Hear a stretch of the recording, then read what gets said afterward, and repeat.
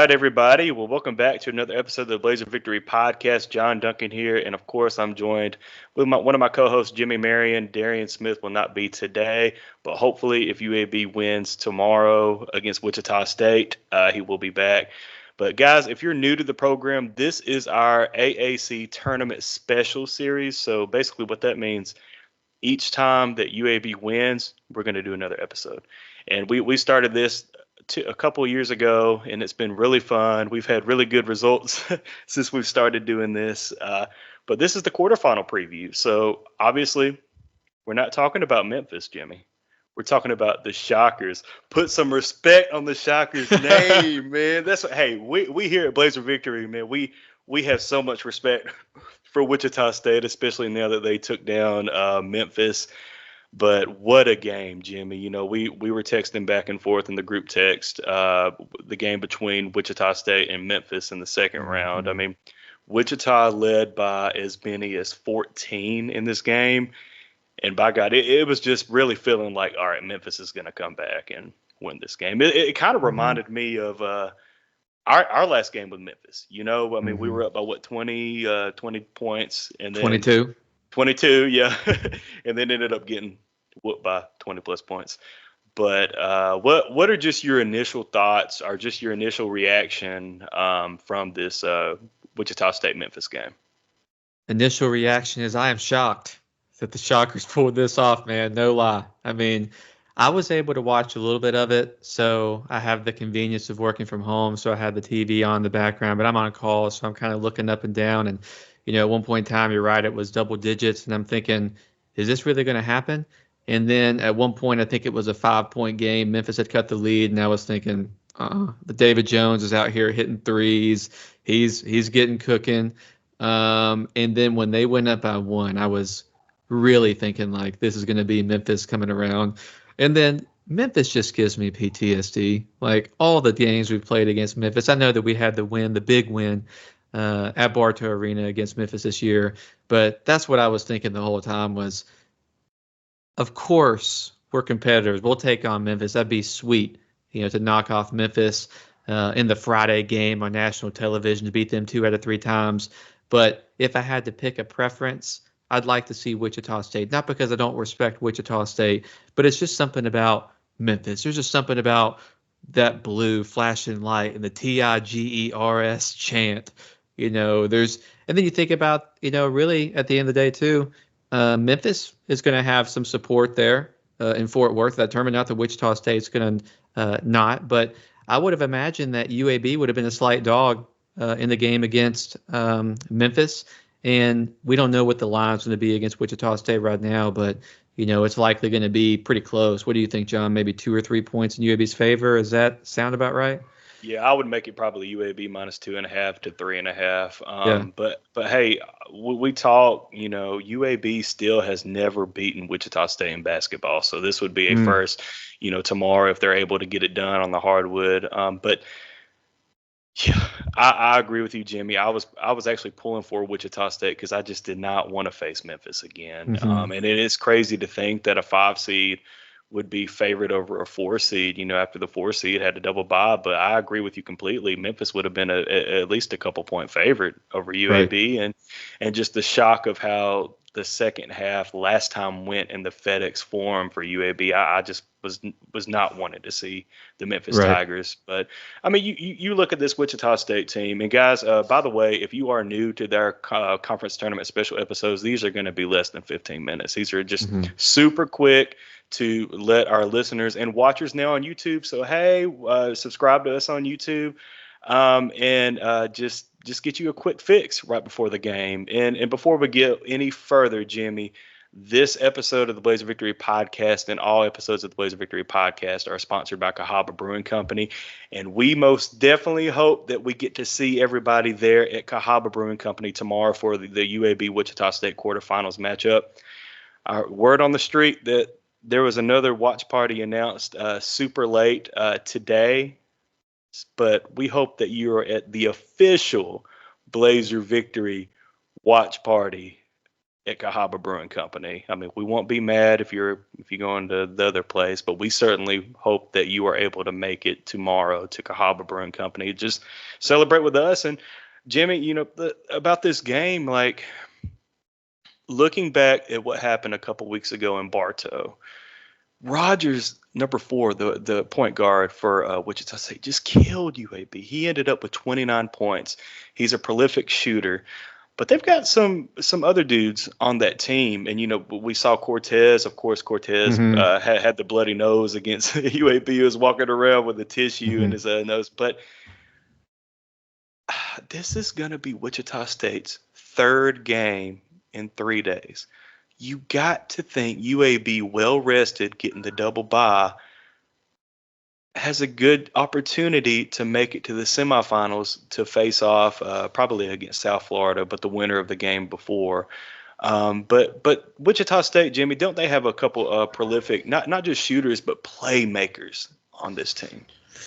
Yeah, they do. Beverly is good at driving to the basket. Rogers is the key, though. I mean, for those of you that watched the UAB and Wichita State game most recently, I mean, that was truly just a hell of a performance by Rogers. I don't even know. Did he make his first, 7 or 8 shots? Like he seemed like I mean, yeah, speaking of PTSD, I'm thinking about Rogers making buckets. And so he's the kind of guy, and I think he was the Georgia native. So, I mean, he had an opportunity to kind of come close back to where he's from when he played in Birmingham and just really showed out. But it's not just him. Their point guard is it Cortez? I think it's Cortez. Yeah.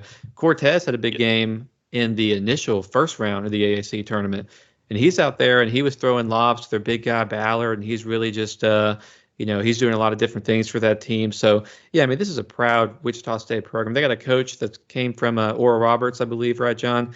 So he was winning a lot of games there, and so I mean, they've got guys. I mean, what's crazy? I think we've talked about this. For those of you that have been watching UB for a couple of years, I think they got Jacob Germany from UTSA on their team.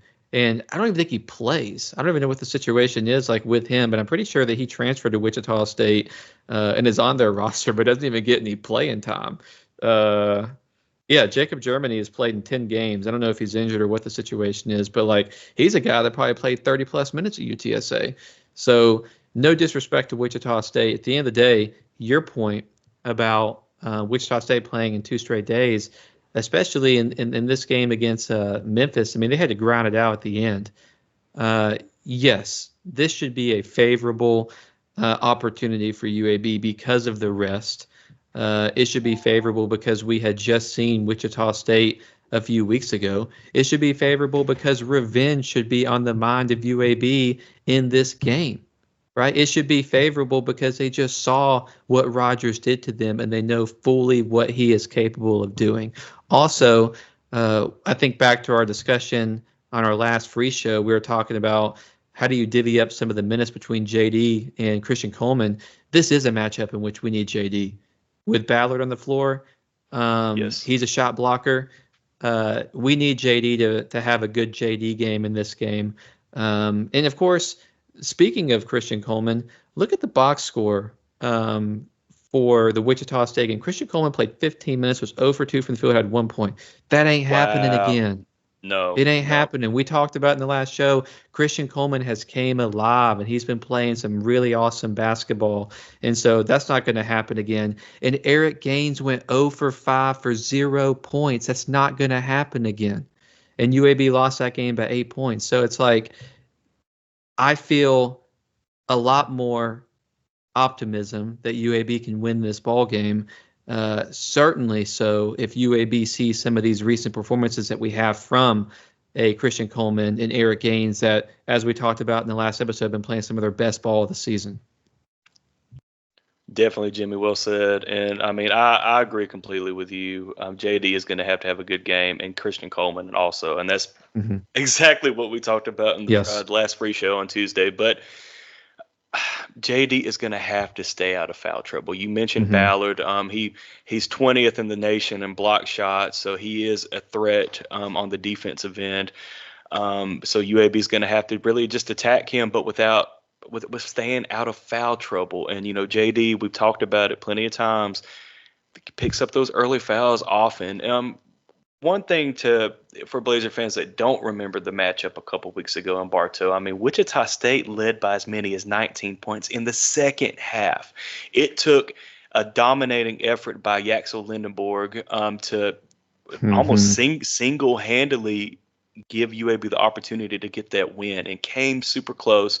But we're going to need Yax to stay on the floor. I mean, you look at the box score, he did play 30 minutes. We're going to need him to be on there 36 minutes, Yeah, and just attack the rim. Like, that Sports Center top 10 dunk that he had again. It might have been over Ballard. I can't remember. it But was. he had in that game. He's going to need to be attacking the rim for 40 minutes in order for UAB to have a shot in this ball game. But yeah, it's crazy to say this Wichita State team is. I mean, they're a 12 seed in the tournament. I mean, they've got a losing record, but they are playing really good basketball lately, and it shows beating a good Memphis team, and beating UAB, hell, a couple weeks ago. So UAB is going to need a full all-around effort, but especially from the bigs, Yax and JD. We're going to need them to stay out of foul trouble, and Christian Coleman has got to play more than 15 minutes and be productive.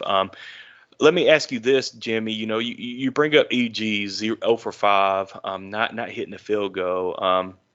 You got to be feeling good if you're EG coming off the performance last week. AAC Player of the Week, heading into this matchup with Wichita State. Wouldn't you favor EG's chances to have a better game this time compared to last time against Wichita State?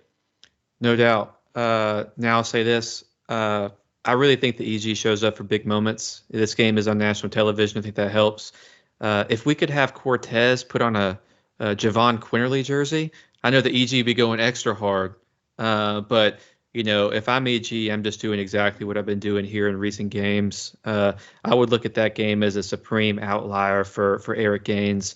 And so, yeah, he's got to be optimistic. What I wanted to say was, you look at some of these specialty categories, things that UAB cannot afford to do in this matchup against Wichita State is to lose the defensive rebounding battle, to lose the points in the paint. We cannot miss 7 free throws. Those are things that we're not going to be able to do because I'm guessing really that this is going to be a game in which it's going to be grinded out. And I think that favors UAB a little bit because of all the effort that Wichita State has had to, exhibit here in 2 straight games of basketball or 2 straight games in consecutive days. And so, really at the end of the day, we keep talking about JD, we keep talking about Christian Cole, we keep talking about Yax, but UAB has got to win this battle of the boards, and they've got to do better than losing the defensive battle on the boards by 8 against Wichita State. And they cannot let Wichita State win points in the paint. So that's why I'm looking to feed JD early, set a presence early, and really, I guess one of the keys is going to be Colby Rogers did not play at a super high level. I don't know if you saw that 3 he hit like late. I think they were up 1 that put him up 4, and I was like, geez, like I thought it was short coming off his hand, but it was just nothing but net. So I would expect Rogers to come out and shoot better tomorrow. So it's like, how is UAB going to defend him in particular? It's going to be a matchup to watch. And then also, is UAB able to be successful as they have been mostly in their wins this year in really dominating the paint? We've got to do that. Well said. Just real quick, you speak of the grind, having to play in that opening round, 3 games in 3 days for Wichita State. I mean, it kind of showed today. Cortez kind of hurt his ankle in the first, or late in the first half. He was able to come back in the second half. You look at a DeGray backup forward for Wichita State. He almost got a concussion, but he was able to come back. So body blows are happening for Wichita State. So UAB, you got to be feeling fresh. Those first couple minutes are going to be huge, though. I mean, because Wichita State they've been playing for the last couple of days. UAB hasn't played since Sunday against SMU and Bartow. But I agree with you. Feed JD, feed Yax. Let's get it going. Set the precedence early, and just go attack the rim. Don't be timid. Attack this Wichita State team. 3 games in 3 days. Just put them away and play for 40 minutes. But the name of the game, survive and advance. And we'll see if UAB is able to do that in the quarterfinals. John, let me ask you this, kind of like one of my final questions is, what would hurt worse, losing to Memphis and ending our season, or getting this opportunity against the 12 seed with a chance to get the semifinal in the first year in the American and losing to Wichita State? What would hurt worse? Losing to Memphis, and just the Yeah. way that second half happened in the FedEx Forum, and then getting to rub it in our faces, send them home. And I mean, hey, we've said in the last pre-show, this UAB team is probably not going to make the NIT if they lose. Mhm. So it's, hey, win 3 games and let's go to the NCAA tournament. But all right, we're at 16 minutes, so we're going to go ahead and end this. But again, tomorrow, 2 p.m., get to Cahaba Brewing Company to watch the game with Blazer Victory, and let's have a good time. Bring the family, like I said, bring the pets. Let's just have a good time and hopefully get our first win over the Wichita State Shockers. And we're going to keep this going, right, at Cahaba Brewing. If we keep winning, we're Yes, going to keep going. All right. yes, and So, I've heard a lot of people say they can't make it tomorrow, but if UAB is able to get it done, they will be there at again 2 o'clock on Saturday. So yes, perfect. Okay. I'm looking forward to it, man. yes, let's go, let's go. All right, survive and advance. Hopefully, we'll be back tomorrow to preview a semifinal matchup. Just Go Blaze. Blazers.